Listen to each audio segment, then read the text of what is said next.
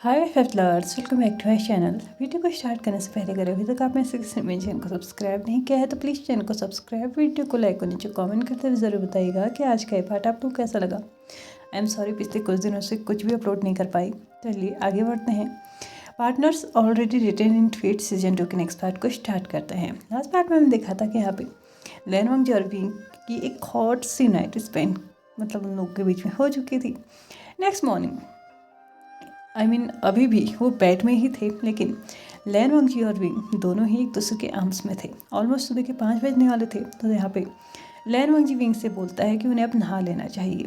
लैन वांग जी wing को उठाने की कोशिश करता है, लेकिन विंग इतना थक चुका है थक चुका था कि वो लैन वांग जी से बोलता है कि वो नहा ले, उसे अभी रेस्ट करना है। लैन वांग जी विंग से बोलता है कि एक बार नहा लेते हैं, उसके बाद तुम सो जाना, मैं अपना काम कर लूँगा। विंग मरे मन से यहाँ पे बोलता है ठीक है। लैन वांग जी विंग और खुद को दोनों को ही वॉशरूम की तरफ लेके जाता है। वहाँ पे उन दोनों ने अपना मॉर्निंग रूटीन किया। उसके बाद अपने एक हॉट सा बात लेने के बाद वो लोग वापस आ चुके थे। लैन वांग जी ने विंग को अच्छे से कपड़े पहनाए, उसके बाद उसे बेड पे रख दिया था और वो खुद अपने मेडिटेशन में लग चुका था। सुबह के 7 बज चुके थे और यहाँ पे लैन वांग जी अब रूम से बाहर जाके अपने ब्रेकफास्ट के लिए देखने लगा था। जैसे ही उसने ब्रेकफास्ट दे के कमरे में आया तो यहाँ पे लैन वांग जी ने उसे टेबल पे रखते हुए बोला, विंग उठ जाओ, अब तुम्हें ब्रेकफास्ट कर लेना चाहिए। वैसे भी इस वक्त तुम्हें खाने की बहुत ज़्यादा ज़रूरत है। ऑफकोर्स लास्ट नाइट उसकी बहुत ज़्यादा एनर्जी वेस्ट हुई है, साथ ही साथ वो अभी हीट में भी है तो उसे काफ़ी ज़्यादा ज़रूरत होगी खाने की। विंग बहुत ही मुश्किल से उठता है और अपने कुशन पे जाके बैठते हुए बोलता है, क्या हम बाद में नहीं खा सकते? तो यहाँ पे लैन वांग जी बोलता है, खा लो, उसके बाद तुम रेस्ट कर लेना, आज सारी लेक्चर्स सारी क्लासेस मैं देख लूँगा। यहाँ पे लैन वांग जी अपनी बात को कंप्लीट किया हुआ था कि उससे कुछ याद आता है। वो अपने कदमों से अपनी सीट से उठता है और अपने कदमों को आगे बढ़ाते हुए अपने वार्डरोब से एक बॉटल निकाल के लाता है। विंग उस बॉटल को देखता है तो वो थोड़ा सा कंफ्यूज हो चुका था कि आखिरकार ये क्या है। तो यहाँ पे लैन वांग जी उसको बताता है कि कल वापस आते हुए उसे ये सैरी टाउन की मार्केट में दिखा था, तो वो विंग के ले आया। ये चिली ऑयल था। ऑफकोर्स लैन सेक्ट का खाना इतना बेस्वाद होता है कि विंग को बिल्कुल भी नहीं पसंद आता। हालांकि अभी दो हफ्ते उसके यहाँ पे गुजरे थे, उससे लैन वांग जी ने काफ़ी ध्यान रखा था कि उसका खाना एटलीस्ट उसके पसंद का हो, ज़्यादा ना सही, थोड़ा बहुत ही सही, लेकिन उसको थोड़ा बहुत अलग तरीके से का खाना दिया जाता था जो कि विंग को थोड़ा बहुत तो पसंद आता ही था। एटलीस्ट भूखा इंसान उसको खा सकता था, लेकिन विंग जैसा इंसान जिससे बहुत ज़्यादा स्पाइसी खाना पसंद है तो वो तो यहाँ के खाने में इतनी जल्दी एडजस्ट नहीं कर पाएगा। इसलिए लैन वांग जी ने काफ़ी ध्यान रख के उसके खाने को थोड़ा सा स्पाइसी बनाने का ऑर्डर दिया हुआ था। यहाँ पे जैसे उस चिली ऑयल की बोतल को विंग देखता है ना तो उसके मुंह में तो पानी आ जाता है। वो लैन वांग जी से बोलता है कि सच में मैं इसे खा सकता हूँ? लैन वांग जी बोलता है, ऑफकोर्स तुम्हारे लिए लाया हूँ तो तुम खा सकते हो। यहाँ पे विंग अपने सूप के बाउल में उसमें से कुछ चम्मच निकाल के डाल देता है। उसके बाद लैन वांग जी से बोलता है कि तुम भी ट्राई करोगे? ऐसा कहते हुए बॉटल को आगे बढ़ाता है। लैन वांग जी उसके आगे हाथ रखते हुए बोलता है, नहीं, मुझे स्पाइसी नहीं पसंद। विंग लैन वांग जी की तरफ देखते हुए बोलता है, तो तुम्हें ये फीका खाना पसंद है? लैन वांग जी अपने आईब्रोज को ऊपर उठाते हुए अपने पलकों को भी ऊपर उठाता है और विंग की तरफ देखते हुए बोलता है, मुझे स्वीट भी पसंद है। विंग को ये समझने में थोड़ा देर लगी कि आखिरकार लैन वांग जी इस वक्त कौन से स्वीट की बात कर रहा है, लेकिन जैसे ही वो समझा था ना, उसके मुंह में जाता हुआ वो सूप आधे ही रास्ते में ठहर चुका था। उसके हाथ एकदम से रुक चुके थे। उसने लैन वांग जी की तरफ देखा, उसके बाद वो बोलना चाहता था कि क्या तुमने अभी अभी एक किस की डिमांड की? तो यहाँ पे लैन वांग जी बोलता है, खाना खा लो, इसके बारे में बाद में सोचना। उसने हल्की सी मुस्कान के साथ ही बोला था। विंग ने जैसे ही लैन वांग जी को हल्का सा मुस्कुराते हुए देखा ना, उसे एक और शॉक लग चुका था। लैन वांग जी मुस्कुरा भी सकता है। लैन वांग जी ने विंग के हाथ से वो स्पून लिया और विंग के लिप्स तक ले गया। विंग ने अपना माउथ ओपन किया और यहाँ पे लैन वांग जी ने उसको स्पाइसी सा सूप पिला दिया था। इसी के साथ धीरे धीरे उसने उसको पूरा सूप पिला दिया। विंग एकटक लैन वांग जी को देखे जा रहा था, क्योंकि कल तक ये इंसान एकदम कोल्ड था, एकदम स्टोन की तरह हार्ड था, बट आज ही एकदम बटर, स्मूथ लाइक बटर वाला सीन हो रखा था। और यही नहीं, ये इंसान तो फ्लर्ट भी कर रहा है मेरे साथ। इसने इनडायरेक्टली मुझसे किसकी डिमांड कर दी। लैन वंग जी यहाँ से अपना और विंग का खाना जो ख़त्म हो चुका था उन बर्तनों को इकट्ठा करते हुए वो यहाँ से उठने ही वाला था कि तभी विंग उसको हाथ से पकड़ते हुए वहीं पर बैठाते हुए झट से उसके पास जाता है, उसके लिप्स पे हल्का सा पैक करते हुए बोलता है, उम्मीद है तुम्हारी स्वीट पसंद आया होगा। इसके बाद वो शर्माते हुए वापस से बेड में जा चुका था। लैन वंग जी बर्तनों को किचन एरिया में रख के वापस से रूम में आया। उसने विंग के पास जाके उसके फॉरहेड पे किस किया। उसके बाद बोला, तुम्हें अगर ज़रूरत हो तो मुझे बुला लेना, ठीक है, और हाँ पेन ज़्यादा हो तो भी मुझे बुला लेना। मैंने कुछ मेडिसिन्स रखी हैं, उन्हें भी टाइम पे ले लेना, और तुम्हें अगर अच्छा लगे तो मुझे आके ज्वाइन कर लेना। ऐसा कहते हुए वो एक और किस विंग के लिप्स पे करता है और वहाँ से चले जाता है। विंग तो अपने हस्बैंड का ऐसा बदला हुआ रूप देख के ना बहुत बहुत बहुत ज़्यादा खुश था। विंग के ही 3 से 5 दिन जो कि उसके हीट साइकिल के थे वो बहुत बहुत ही मज़ेदार गए थे। ऑफकोर्स उसके हस्बैंड ने उसका पूरा पूरा ध्यान रखा था। और अब सिचुएशन कुछ ऐसी थी कि यहाँ पे सिर्फ हीट साइकिल में ही नहीं, नॉर्मल डेज में भी उन दोनों का ना नाइट एक्टिविटी हो ही जाता था। लैन वंग जी का जो फेमस डायलॉग है ना, every day means every day, वो वाला सीन यहाँ पे चलने लगा था। लगभग 1 महीना हो चुका था। लैन वंग जी और विंग दोनों ही अपनी मैरिज में बहुत ज़्यादा खुश थे और ये देख के लैन सेक्ट वाले और भी ज़्यादा खुश थे। यहाँ पे विंग जो है ना वो एक दिन जो लैन सेक्ट के पीछे पहाड़ी थी ना वहाँ पे गया हुआ था, क्योंकि जब वो 16 साल का यहाँ पे आया था ना तब वो जिस झरने के नीचे तालाब पे गया था ना तो वहाँ पे जो लैन जो सीनियर लैन थी यहाँ पे उनके द्वारा कुछ खरगोश उन्हें मिले थे, कुछ रैबिट्स मिले थे और उनको लेके वो वहीं पे गया हुआ था, क्योंकि लैंड एक्ट में तो एनिमल्स पालना अलाउड नहीं है।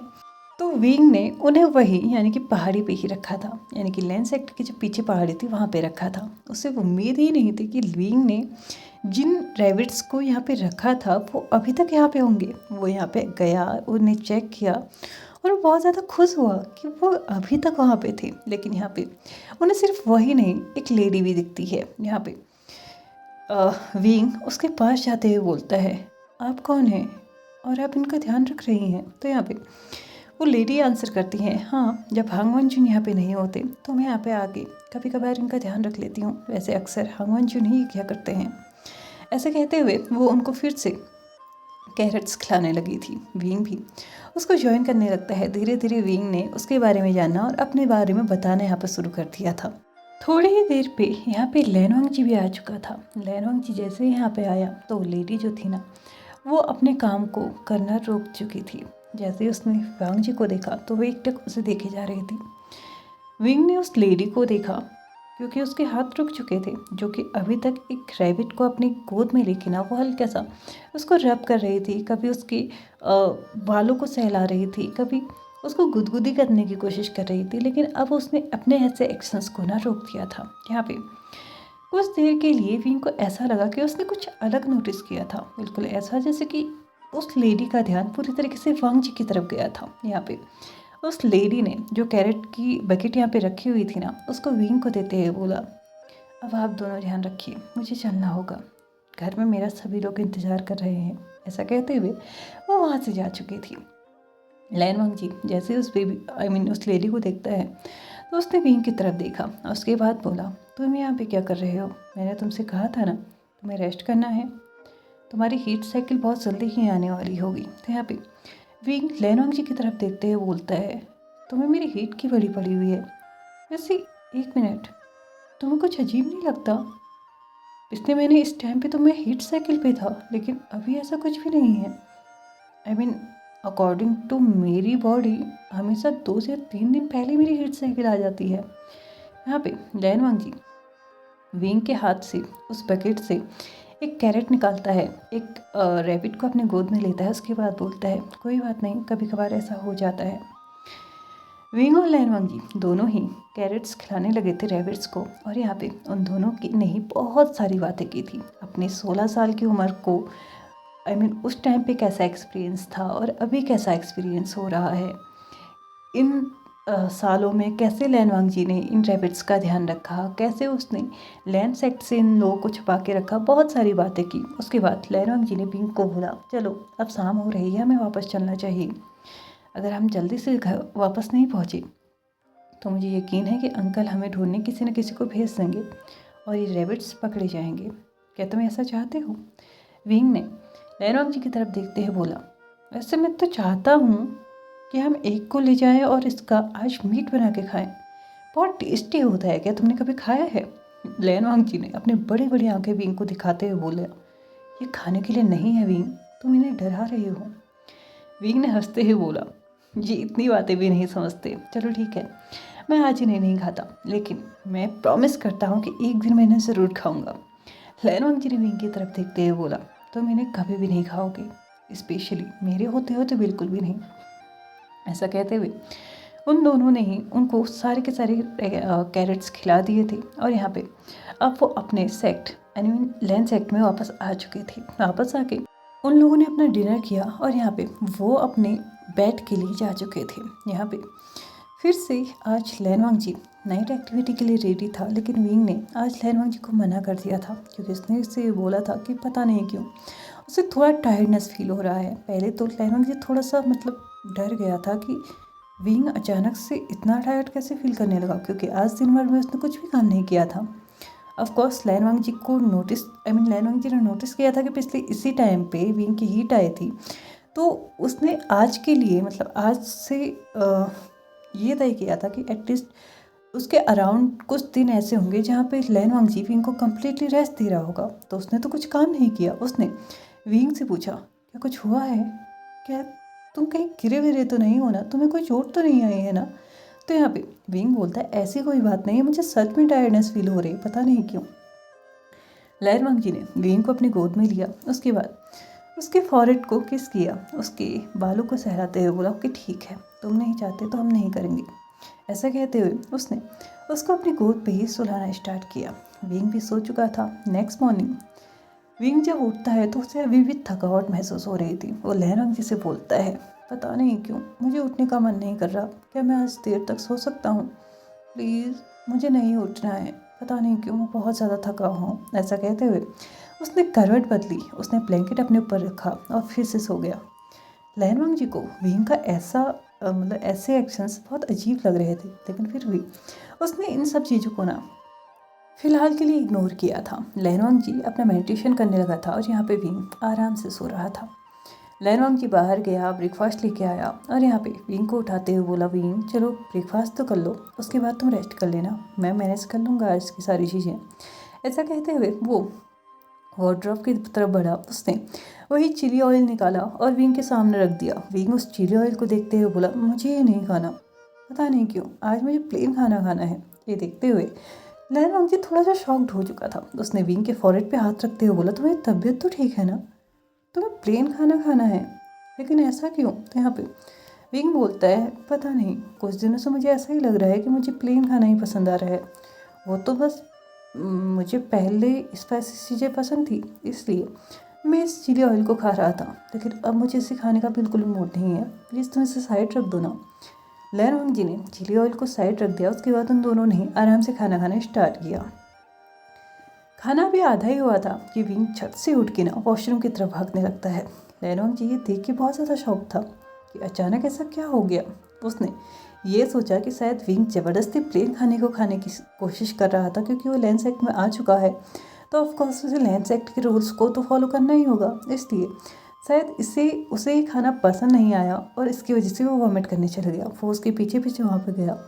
उसने विंग के पीठ को रब किया, उसके बाद बोला, तुम्हें ये सब कुछ करने की ज़रूरत नहीं है विंग, मैं तुम्हारे लिए चिली ऑयल लाया हूँ तो तुम उसके साथ खाना खा सकते हो। विंग ने लैनवांग जी की तरफ देखते हुए बोला, मैंने बोला ना मुझे बस प्लेन खाना खाने का मूड कर रहा था। ऐसा कहते हुए अगले ही पल विंग लैनवांग जी की आर्म्स में ना बेहोश हो चुका था, जो देख के लैनवांग जी बहुत ज़्यादा शॉक्ड हो चुका था और बहुत ज़्यादा वरीड भी, खूब पैनिक होने लगा था। उसने विंग को अपने आर्म्स में लिया, उसे जल्दी से उठा के उसने बेड पे रखा और बाहर जाके सर्वेंट से बोला कि लैन हीलर्स को बुला के जल्दी लेके आओ। यहाँ पे विंग अभी भी बेहोश पड़ा हुआ था। लैन हीलर्स आके विंग को चेक करने लगे थे। बाहर से सभी लोग बहुत ज़्यादा शॉक थे कि अचानक से विंग को क्या हुआ था, क्योंकि किसी के भी दिमाग में कुछ और चीज़ नहीं आ रही थी। वो बस ये सोच रहे थे कि कहीं विंग किसी टेंशन में तो नहीं था ना, कहीं ऐसी बात तो नहीं था ना, सॉरी ऐसी बात तो नहीं थी ना कि लैन वांगजी और विंग सबके सामने बस एक हैप्पी मैरिड कपल होने के दिखावा कर रहे थे। स्पेशली लैन चिरेन और लैन सिजेन के दिमाग में तो यही आ रहा था, और वो बहुत देर से लैन वांगजी को बस घूरे जा रहे थे। लैन वांगजी बहुत ज़्यादा वरीड एक्शंस के साथ बस अंदर से लैन हिलर्स के बाहर निकलने का इंतज़ार कर रहा था, और उसका इंतज़ार ख़त्म भी हुआ। लैन हिलर्स बाहर आए भी और यहाँ पे सभी की ओर देखते हुए बोले, आप लोगों ने मुंह क्यों लटका के रखा हुआ है? मेरे हिसाब से इस वक्त आप सभी के मुंह खिले हुए होने चाहिए। Congratulations to all of you, आपका सन इन लॉ प्रेग्नेंट है।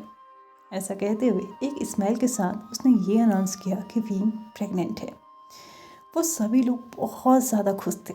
लैन चिरेन लैन सिचेन दोनों की टेंशन दूर हो चुकी थी और वो अंदर ही अंदर ना झूमने लगे थे। लेकिन अगले ही पल डॉक्टर्स ने कुछ ऐसा बोला कि वो लोग शांत भी हो चुके थे।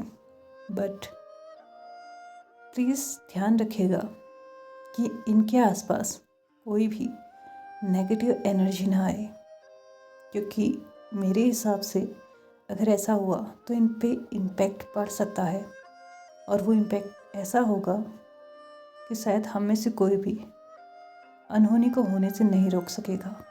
इसलिए आप सभी को ध्यान देने की ज़रूरत है, और स्पेशली आपको हांग वंशु जितना हो सके उनके आसपास रहिएगा, क्योंकि आप एक प्योर सोल हैं।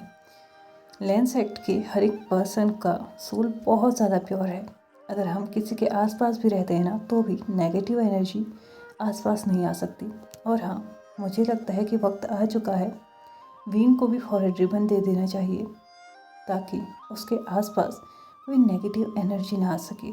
यहाँ पे लैन चिरेन बोलता है कि उन्होंने तो पहले ही विंग से बोला था कि वो लैन सेक्ट का फॉरवर्ड रिबन ले लें, लेकिन वो खुद ही ये नहीं लेना चाहता था, क्योंकि उसे बांधने में बहुत ज़्यादा प्रॉब्लम होती थी। लेकिन हाँ, हम कोशिश करेंगे कि वो फॉरवर्ड रिबन हमेशा उसके पास रहे, भले ही वो फॉरवर्ड पे पहने या ना पहने।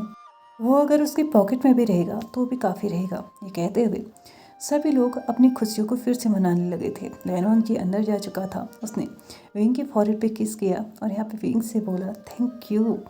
मुझे सच में यकीन नहीं हो रहा है कि हम बहुत जल्दी पेरेंट्स बनने वाले हैं।